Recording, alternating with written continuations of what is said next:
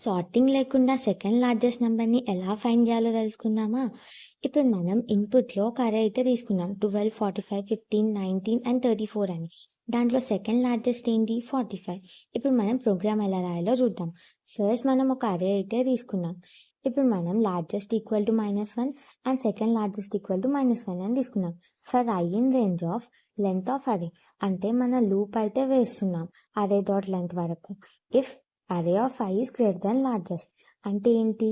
If 12 అనేది greater than -1 అప్పుడు ఏం చేస్తాం?